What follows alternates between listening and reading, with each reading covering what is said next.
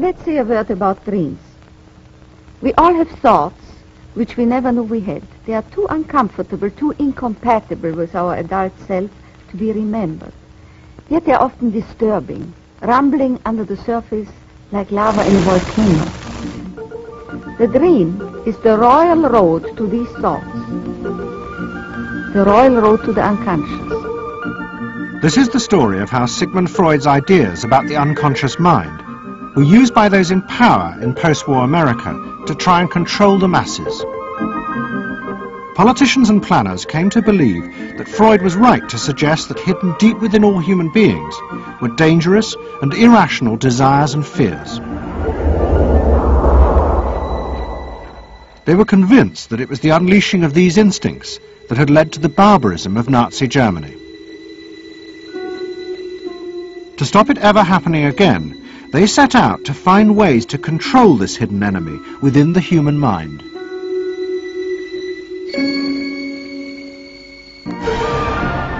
At the heart of the story are Sigmund Freud's daughter Anna and his nephew Edward Bernays, who had invented the profession of public relations.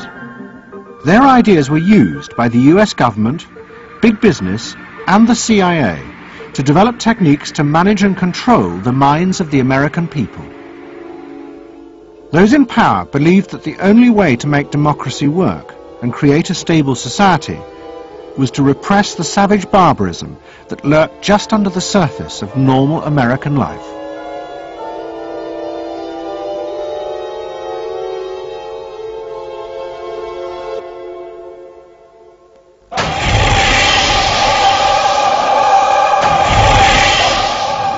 The story begins in the middle of the fierce fighting of the Second World War.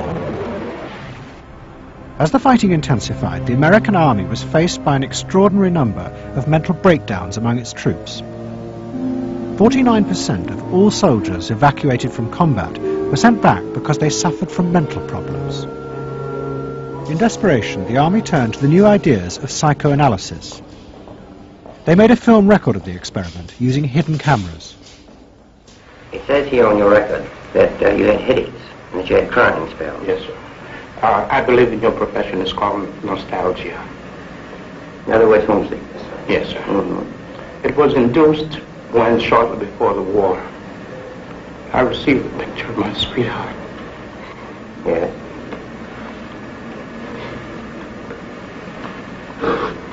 Mm-hmm.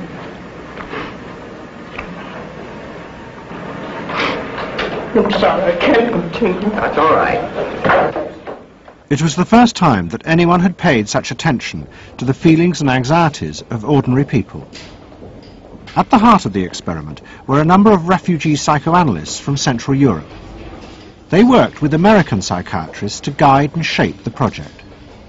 When I first came to America, I worked in the psychiatric service with soldiers trying to rehabilitate them.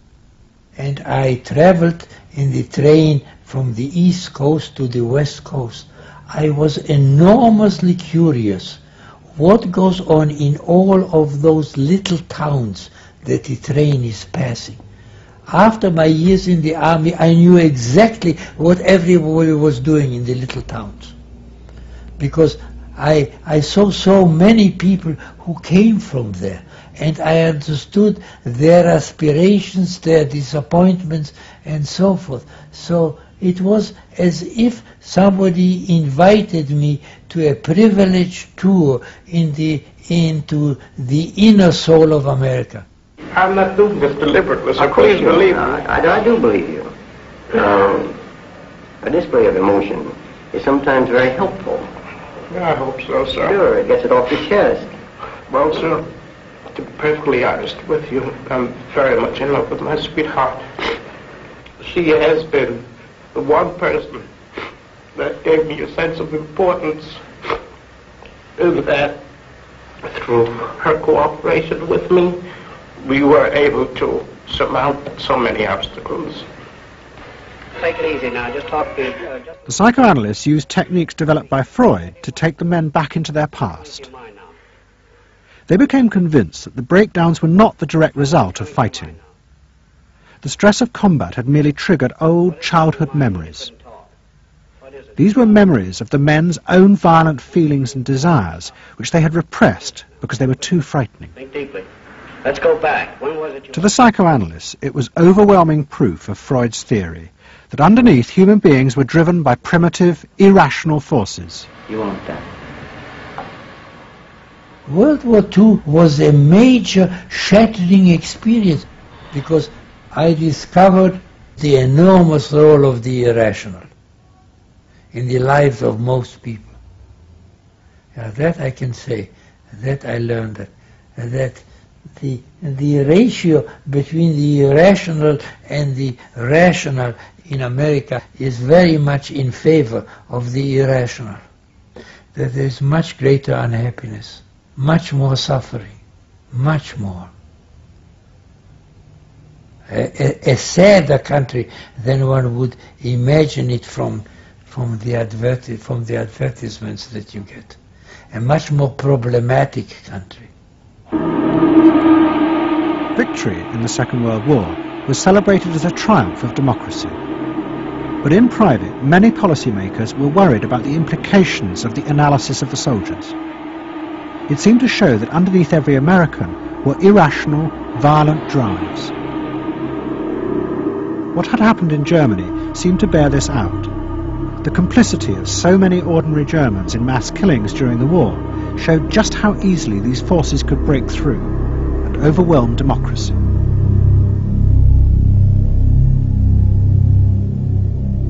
Planners and policymakers had been convinced by their experiences during World War II that human beings could act very irrationally because of this sort of teeming and raw and unpredictable emotionality, the kind of chaos that lived at the base of human personality could, in fact, infect the society, social institutions, to such a point that the society itself would become sick.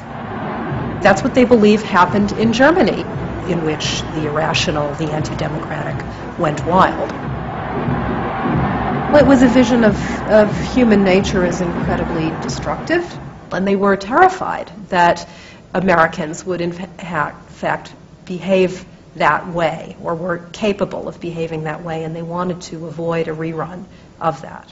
So what is needed is a human being that can internalize democratic values so that they are not shaken with the storm. And psychoanalysis carried in it the promise that it can be done. It opened up new vistas as to how the inner structure of the human being can be changed so that he becomes a more vital, free supporter and maintainer of democracy. The psychoanalysts were convinced they not only understood these dangerous forces, but they knew how to control them too. They would use their techniques to create democratic individuals, because democracy left to itself failed to do this.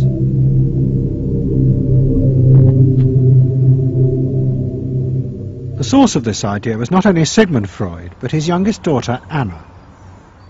She had fled with her father to London before the outbreak of war, and after he died, Anna Freud became the acknowledged leader of the world psychoanalytic movement.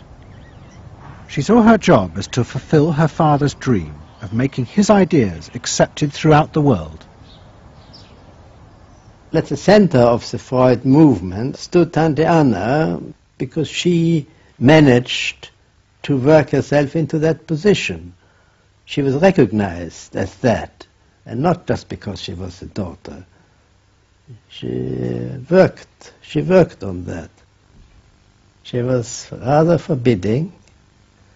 She was not, to me, a warm person, not an aunt you could kiss or put your arms around. Not at all. And her whole life rotated around the spreading of psychoanalysis. Freud himself had seen the role of psychoanalysis as allowing people to understand their unconscious drives. But Anna Freud believed it was possible to teach individuals how to control these inner forces. She had come to believe this through analysing children, above all the children of her close friend, Dorothy Burlingham. Dorothy Burlingham was an American millionairess who in the 1920s fled a failed marriage and brought her children to Anna Freud in Vienna. They were suffering terrible anxieties and aggression, but Anna Freud was convinced she could free them from this by changing the world around them. She thought that she could come in and into their environment, essentially, because they were children. You see, they didn't have independent lives of their own. She could go talk to the parents or the mother. She could go to the schools. She could influence their real world, the actual external world, to change their lives and to help them. And to change them as people? I think that was part of what her idea was, is that she felt that she could change them. From her analysis of the Burlingham children, Anna Freud developed a theory of how to control the inner drives. It was simple. You taught the children to conform to the rules of society. But this was more than just moral guidance. Anna Freud believed that if children like the Burlinghams strictly followed the rules of accepted social conduct, then as they grew up, the conscious part of their mind, what was called the ego, would be greatly strengthened in its struggle to control the unconscious. But if children did not conform, their ego would be weak, and they would be prey to the dangerous forces of the unconscious. In my father's case, they were concerned that he would be a homosexual, and so a lot of their efforts went into preventing or trying to stop my father from becoming a homosexual. Whether or not he would have or did, or it's unknown to me. Why did they want to stop him? Because they felt it was abnormal. It wasn't a normal way to develop. They wanted to have him develop along lines that society recognized to be normal. Because if they didn't, then you're going to be under the control of forces that you don't understand, that you're not even aware of. The analysis seemed to be a great success. And in the 30s, the Burlingham children had returned to America. They settled down to happy married lives in the suburbs. What they didn't realize was that their experience was about to become a template for a giant social experiment to control the inner mental life of the American population. In 1946, President Truman signed the National Mental Health Act. It had been born directly out of the wartime discoveries by psychoanalysts that millions of Americans who had been drafted suffered hidden anxieties and fears. The aim of the Act was to deal with this invisible threat to society. Shocked by the appalling percentage of the emotionally unstable revealed by the World War II draft figures, Congress in 1946 passed the National Mental Health Act, which recognized for the first time that mental illness was a national problem. Keenly aware of the tremendous problems ahead is Dr. Robert H. Felix, director of the vast new project. A primary objective of the National Mental Health Program is to increase our fund of scientific knowledge about mental health and about mental illness. We're not doing this. Why? Because there are all too few skilled mental health workers. Two of the principal architects of the Act were the Menninger brothers, Carl and Will. Will had run the wartime psychotherapy experiments, and now he and his brother began to train hundreds of new psychiatrists. The Menningers were convinced that it would be possible to apply Anna Freud's ideas on a wide scale, and to adults as well as children. The psychiatrist's job would be to teach ordinary Americans how to control their unconscious drives. Psychoanalysis could be used to make a better society. They said psychoanalytic thinking could make for the betterment of society because you could change the way the mind functioned. And you could take the ways in which people did hurtful things to themselves and others and alter them by enlarging their understanding. And this was the vision psychoanalysis brought.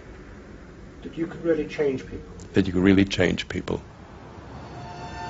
And you could change them almost in limitless ways. In the late 40s, a vast project began in America to apply the ideas of psychoanalysis to the masses. Psychological guidance centres were set up in hundreds of towns. They were staffed by psychiatrists who believed it was their job to control the hidden forces inside the minds of millions of ordinary Americans. Yes, I need something done. I need some help. Did you have any particular teachers that you liked, any sort? I liked all my teachers except one, I remember. Well, what was the trouble with this one? I don't know, she just scared me most of the time. Holler at me and I'd run outside and vomit. I hate my brother. Loathe him. Despise him. At the same time, thousands of counsellors were trained to apply psychoanalysis to marriage guidance. And social workers were sent out to visit people's homes and advise on the psychological structure of family life. Behind all this was the fundamental idea of Anna Freud's, that if people were encouraged to conform to the accepted patterns of family and social life, then their ego would be strengthened. They would be able to control the dangerous forces within them. When your emotions control your actions, it affects not only yourself, but the people around you. And if this sort of flare-up is repeated often, it might lead to a permanently warped personality. You can control the fire of your emotions so that your personality becomes more pleasant. So we expect that someone who's been through that experience to be much more insightful, much more understanding, and a much better regulated person. And what happens to the And regulation includes being able to let go, as it were, to enjoy a football game or a soccer game.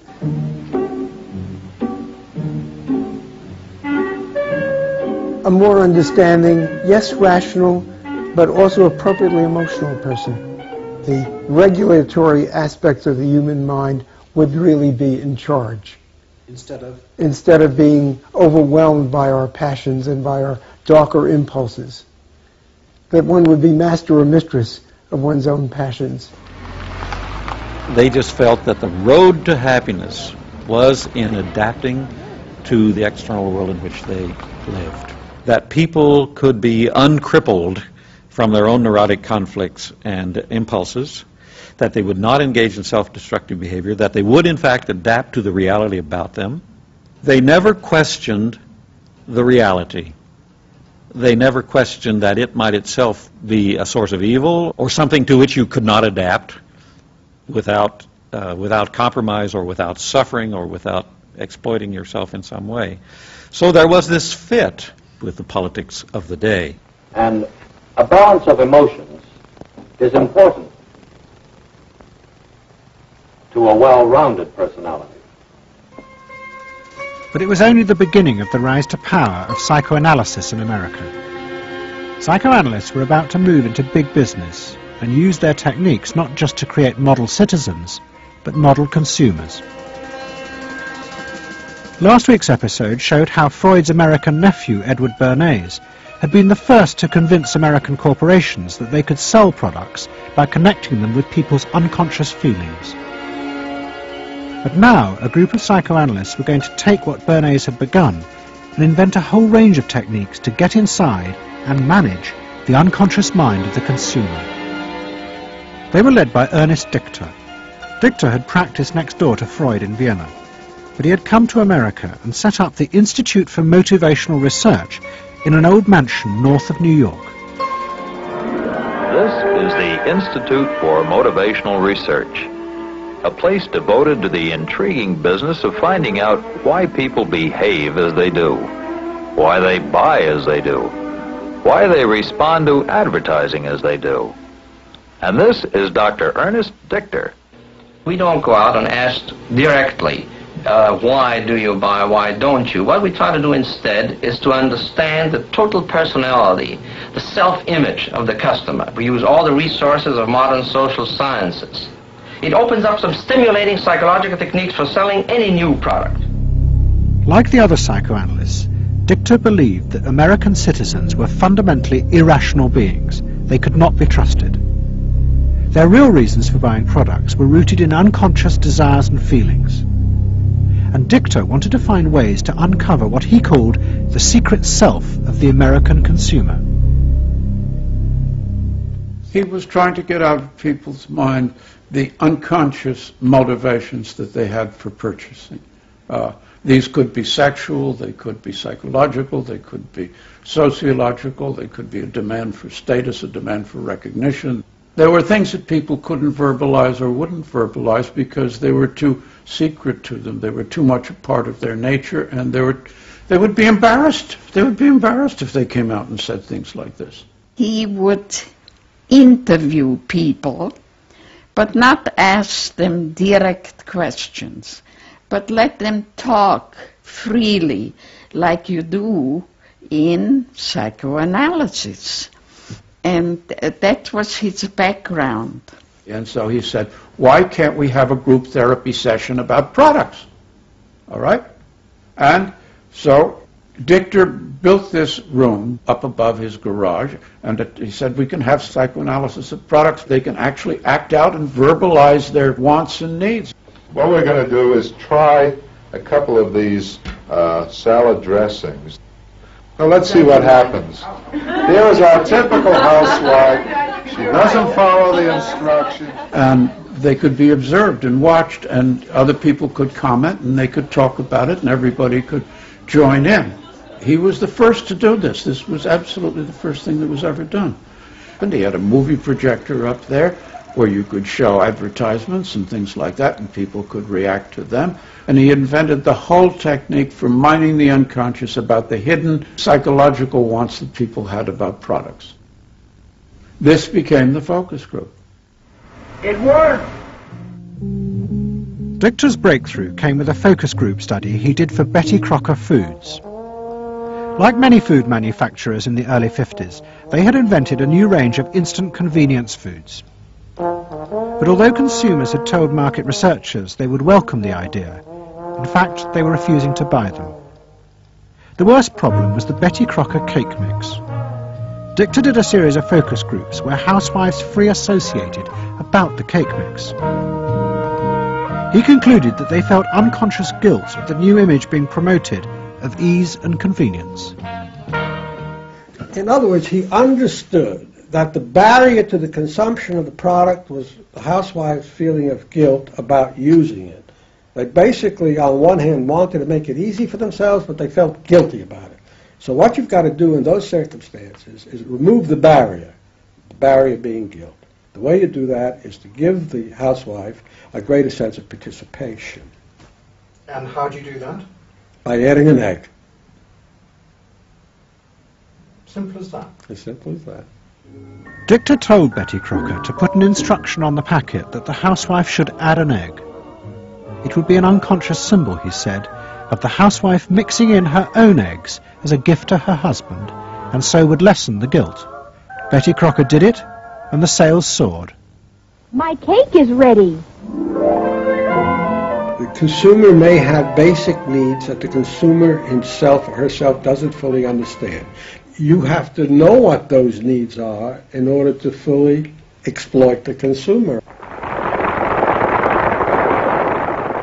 Is it wrong to give people what they want by taking away their defenses, helping remove their defenses? It seems so much longer than last year. It is. Nearly 4 inches longer in some models. Oh! Dichter's success led to a rush by corporations and advertising agencies to employ psychoanalysts. They became known as the Depth Boys, and they promised to show companies how to make millions by connecting their products with people's hidden desires. Dichter himself became a millionaire, famous for inventing slogans like "a tiger in your tank." Even the marketing of the Barbie doll came from a children's focus group. And so it goes. But Dichter was convinced that this was far more than just selling. Like Anna Freud, he believed that the environment could be used to strengthen the human personality. And products had the power both to sate inner desires and give people a feeling of common identity with those around them. It was a strategy for creating a stable society. Dichter called it the strategy of desire. To understand a stable citizen, You have to know that modern man quite often tries to work off his frustrations by spending on self-gratification. Modern man is eternally ready to fill out his self-image by purchasing products which complement it. If you identify yourself with a product, it can have a therapeutic value. It improves your self-image, and you become a more secure person, and you have suddenly this confidence of going out in the world and doing what you want successfully. Bernays believed that that would then improve the whole of our society and become the best society on this planet.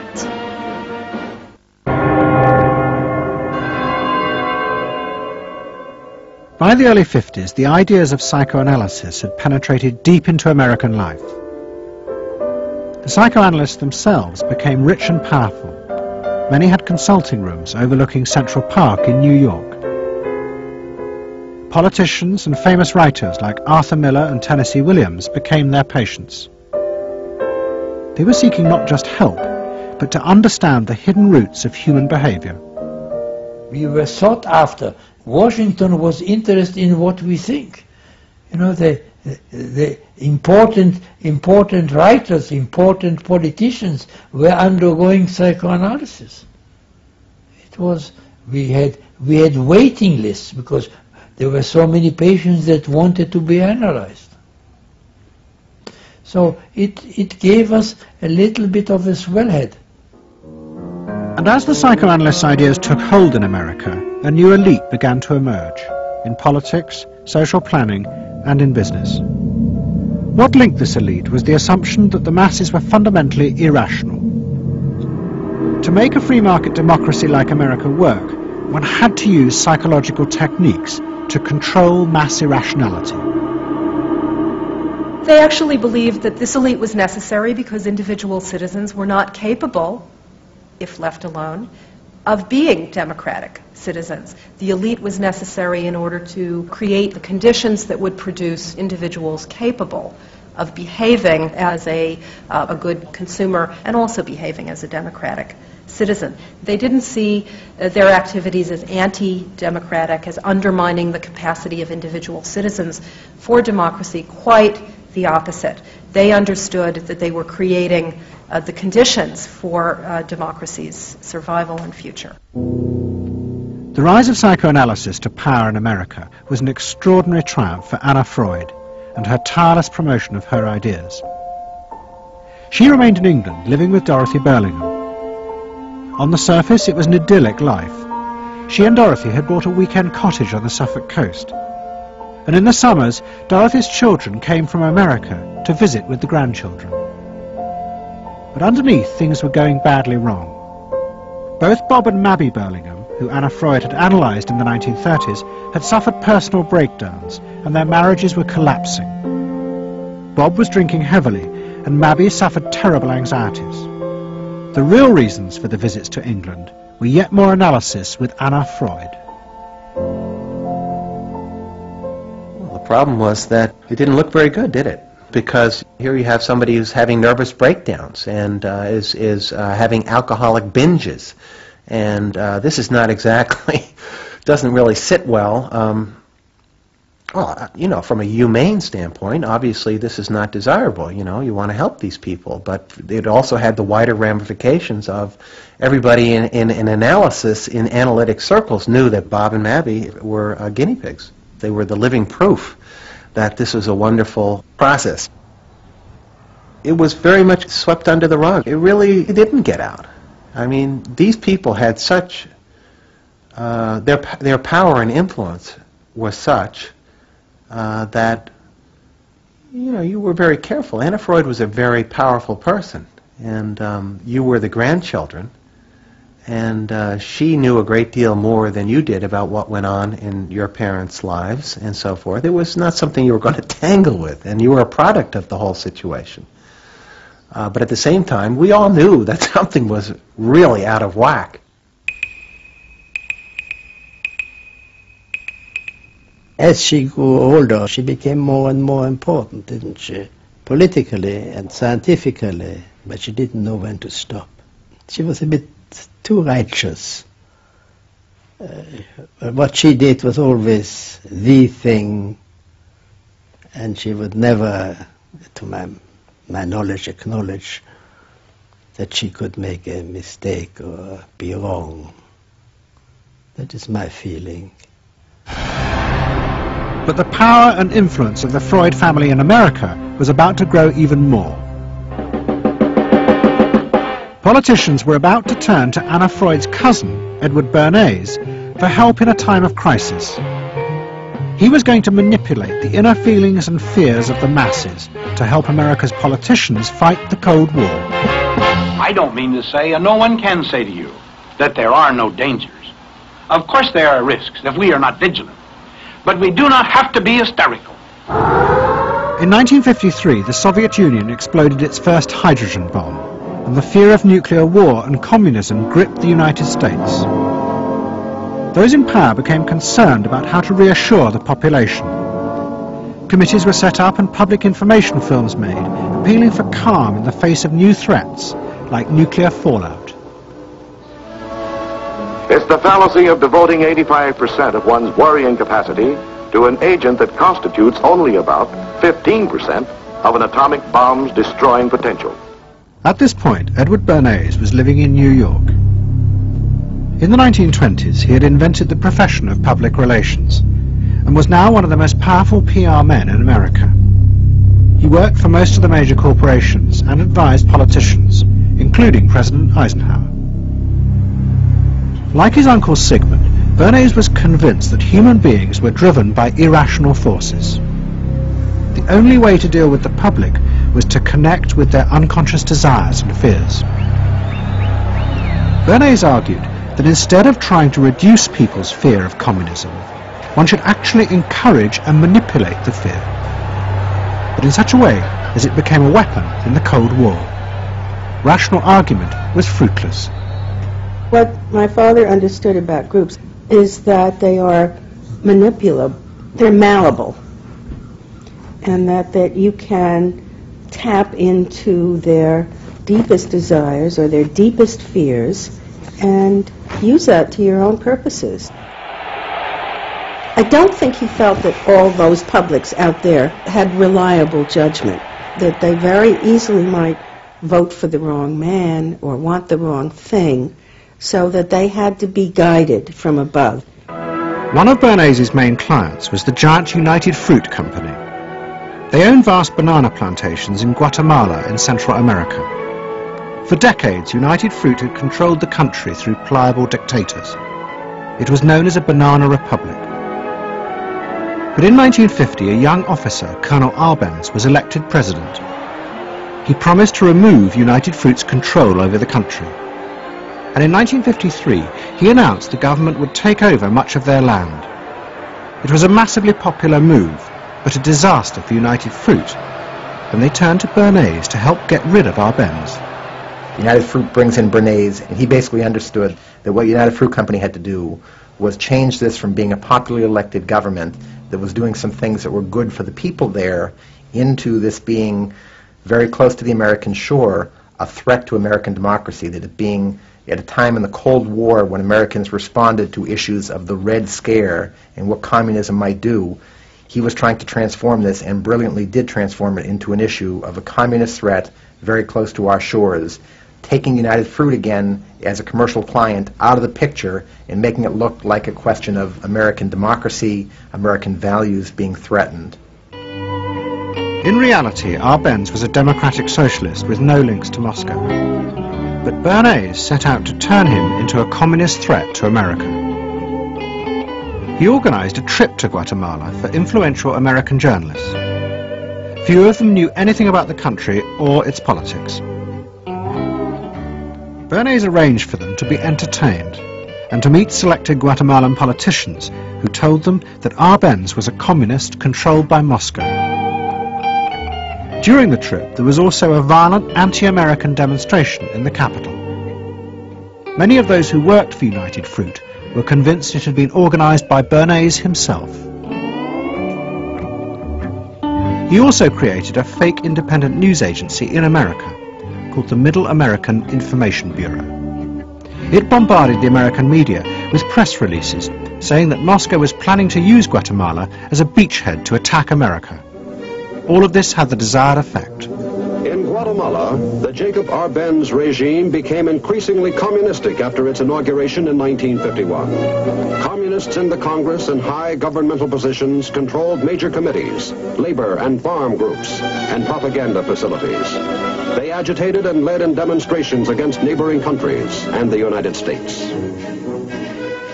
What was profoundly new in terms of what Bernays did is he took this menace to our backyard in Guatemala. For the first time, we saw Reds a couple hundred miles from New Orleans who Eddie Bernays had us believing were a true threat to us, that it was going to be a Soviet outpost in our backyard.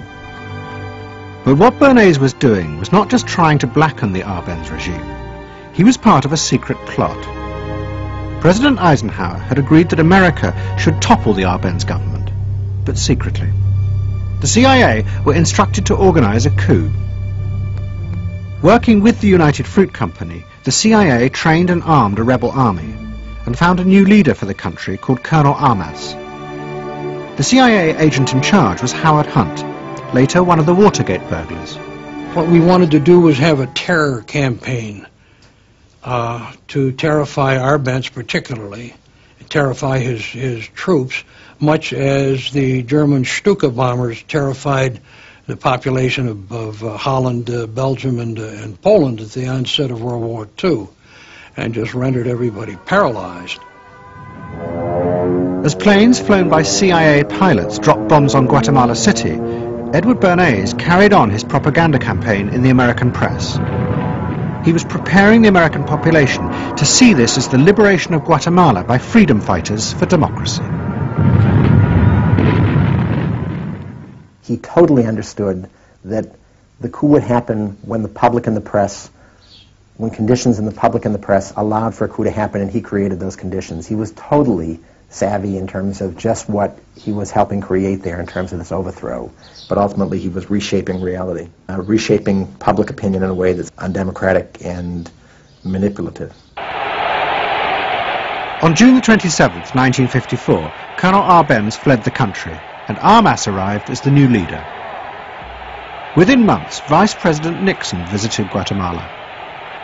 In an event staged by United Fruit's PR department, he was shown piles of Marxist literature that had been found, it was said, in the presidential palace. This is the first time in the history of the world that the communist government has been overthrown by the people. And for that we congratulate you and the people of Guatemala for the support they have given. And we are sure that under your leadership, supported by the people whom I have met by the hundreds on my visit to Guatemala, that Guatemala is going to enter a new era in which there will be prosperity for the people together with liberty for the people. Thank you very much for allowing us to see this exhibit of communism in Guatemala. You're welcome. And for dinner, see what Mother has for dessert. Banana gingerbread shortcake. Just another of the many tempting ways in which this nutritious fruit can be prepared. So now that you've seen where bananas come from before they reach your table, our journey to Banana Land is ended. We hope you enjoyed the trip. We know you like bananas. Bernays had manipulated the American people, but he had done so because he, like many others at the time, believed that the interests of business and the interests of America were indivisible, especially when faced with the threat of communism. But Bernays was convinced that to explain this rationally to the American people was impossible, because they were not rational. Instead, one had to touch on their inner fears and manipulate them in the interests of a higher truth. He called it the engineering of consent. He was doing it for the American way of life, and to which he was devoted, sincerely devoted, and yet he felt the people were really pretty stupid. And that's the paradox. If you don't leave it up to the people themselves, but force them to choose what you want them to choose, however subtly, then it's not democracy anymore. It's something else. It's being told what to do. It's that old authoritarian thing. But the idea that it was necessary to manipulate the inner feelings of the American population in the interests of fighting the Cold War now began to take root in Washington. Above all, in the CIA, who were going to take it much further. They were concerned that the Soviets were experimenting with psychological methods to actually alter the memories and feelings of people, the aim being to produce more controllable citizens. It was known as brainwashing. Psychologists in the CIA were convinced that this really might be possible, and that they should try to do it themselves. The image of the human being that was being built up at that particular time was that there was a great deal of vulnerability in every human being, and that vulnerability could be manipulated to program somebody to be something that I wanted them to be, and they didn't want to be. That you could manipulate people in such a way that they could be automatons, if you will, for whatever your own purposes were. This was the image that people thought was possible. In the late 50s, the CIA poured millions of dollars into the psychology departments of universities across America. They were secretly funding experiments on how to alter and control the inner drives of human beings. The most notorious of these experiments was run by the head of the American Psychiatric Association, Dr. Ewan Cameron. Like many psychiatrists at that time, Cameron was convinced that inside human beings were dangerous forces which threatened society. But he believed that it was possible not just to control these forces, but actually remove them. He thought that psychiatry should not just concentrate on sick people, mentally ill, but should actually go into government, that politicians should listen to psychiatrists. Psychiatrists should be in every parliament and should direct and monitor political activities, because they knew in a rational, scientific way what was good for people. Cameron had set up a clinic in a hospital in Montreal called the Allen Memorial. It is now long since closed down. Cameron took patients who suffered a wide range of mental problems. His theory was that these resulted from forgotten or repressed memories.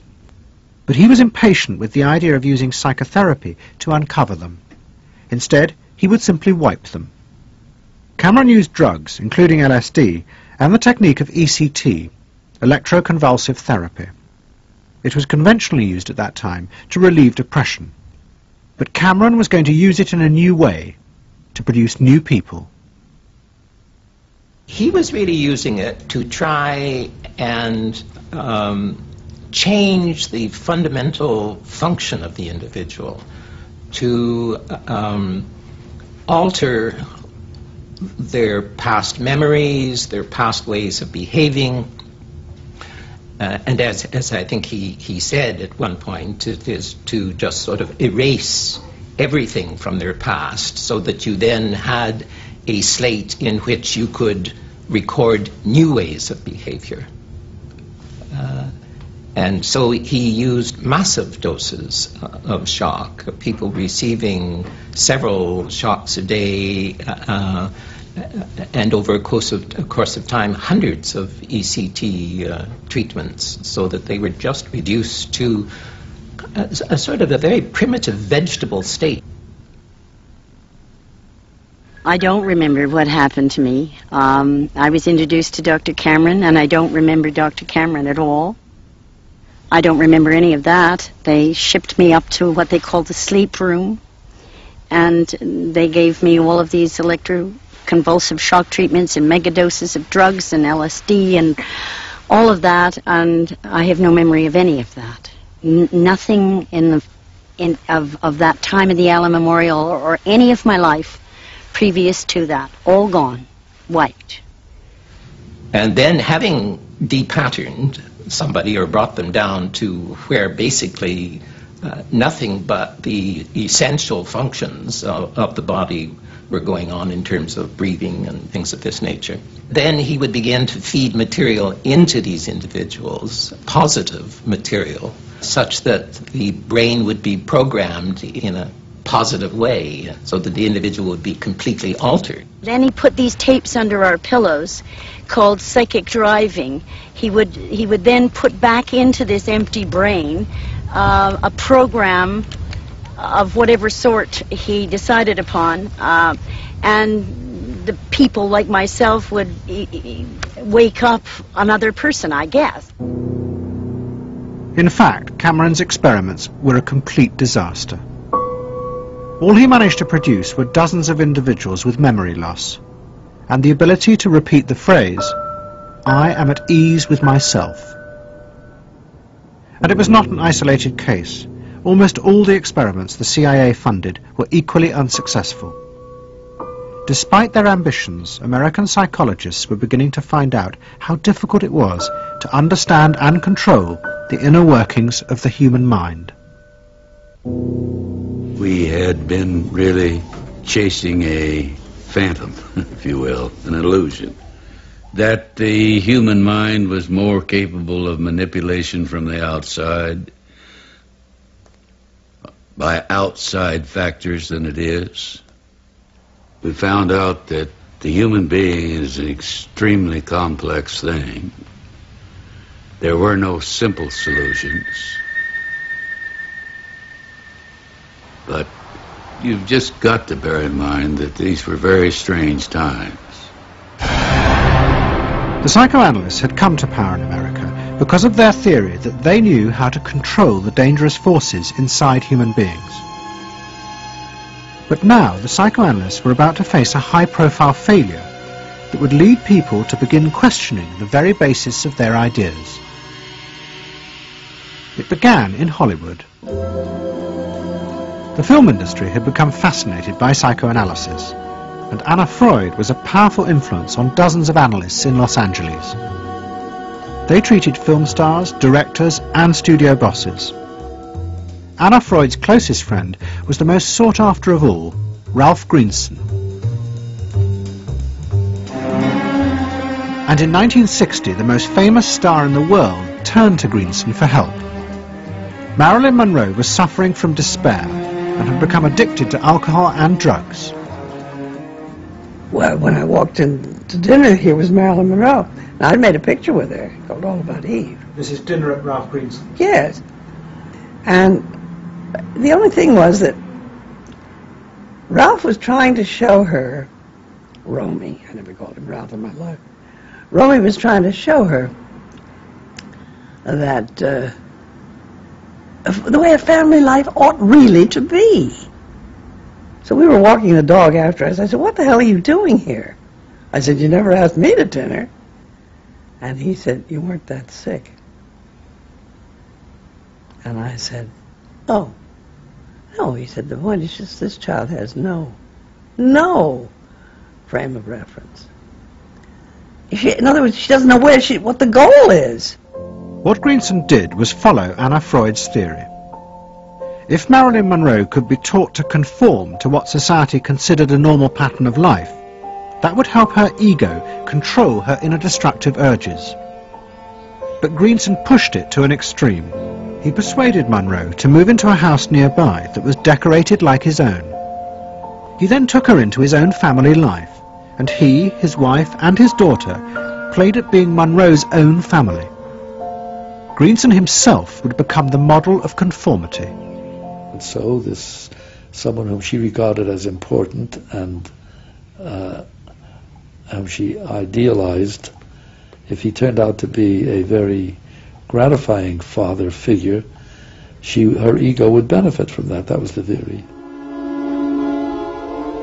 His wife and children, everyone was involved, yeah. They were strengthening the person. They were strengthening the mind. They were strengthening the agent that controls inner life against adversity, against insufficiency, against too much frustration.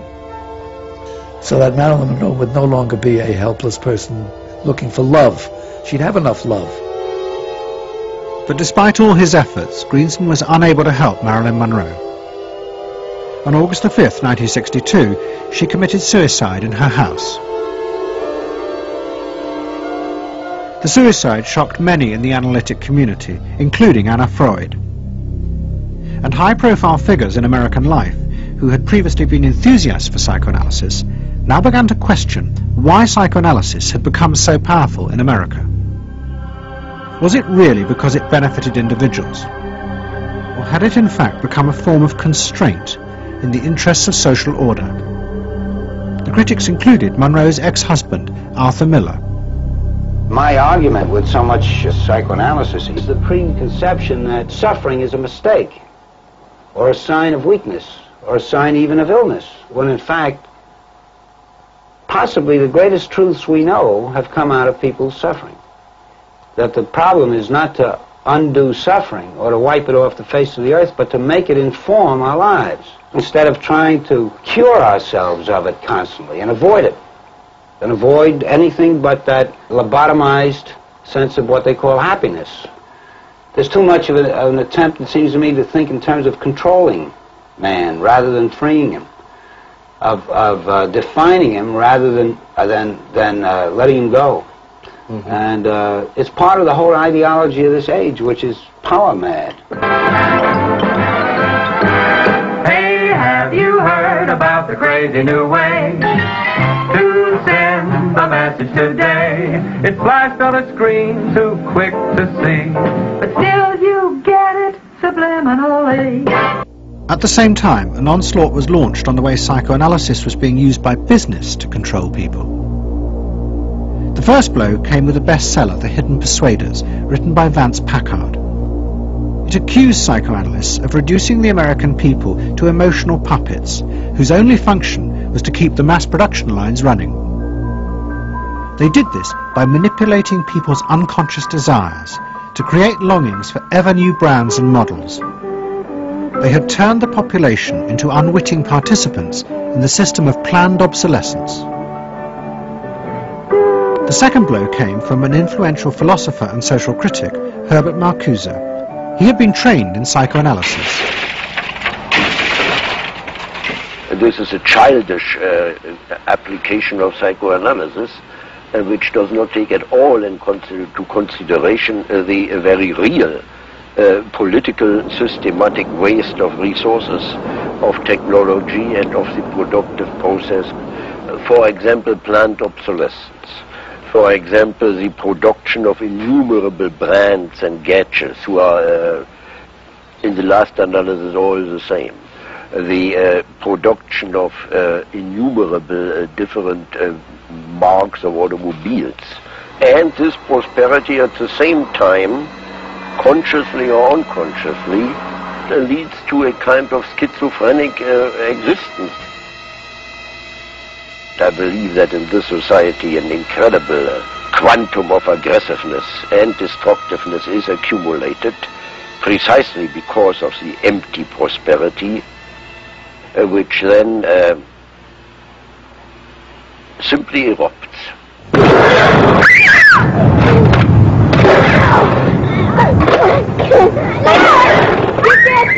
Marcuse's argument was not simply that psychoanalysis had been used for corrupt purposes. It was more fundamental. Marcuse said that the very idea that you needed to control people was wrong. Human beings did have inner emotional drives, but they were not inherently violent or evil. It was society that made these drives dangerous by repressing and distorting them. Anna Freud and her followers had increased that repression by trying to make people conform to society. In so doing, they made people more dangerous, not less. Marcuse challenged that social world, and he said that's a world that should not be adapted to. And in fact, what the individual was adapting to was corrupt and evil and corrupting. In other words, he switched the source of evil from inward conflict to the society itself. that the sickness of society lay at the societal level, not at the sickness of human beings in it. And if people did not challenge that, then they were, in fact, submitting to evil.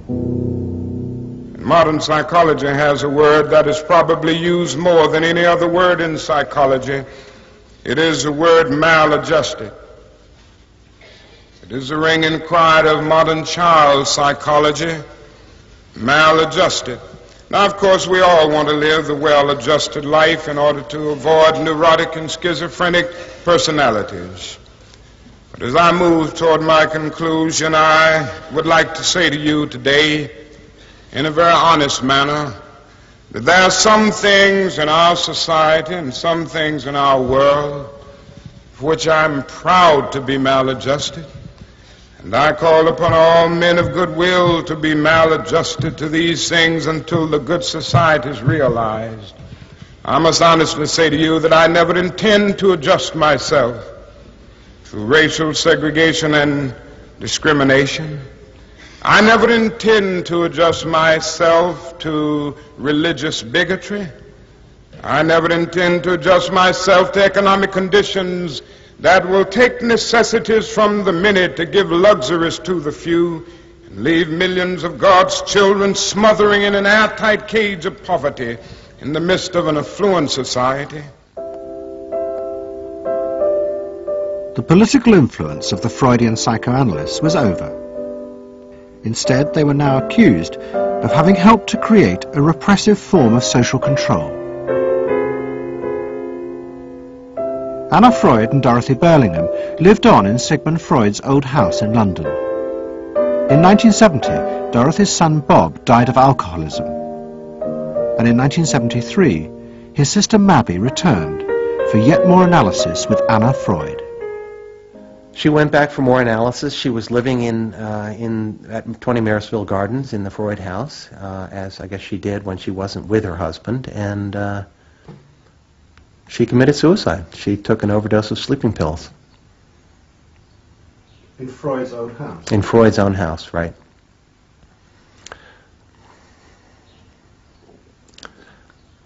So, I mean, the obvious, there are a lot of implications that one can draw from that, and I just think she happened to reach the end of the rope there.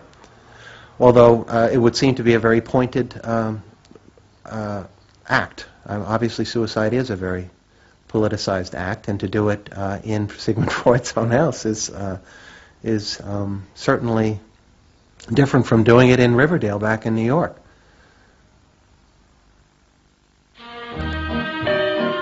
Next week's episode will tell the story of the rise to power of the enemies of the Freud family. They believed that the way to build a better society was to let the self free.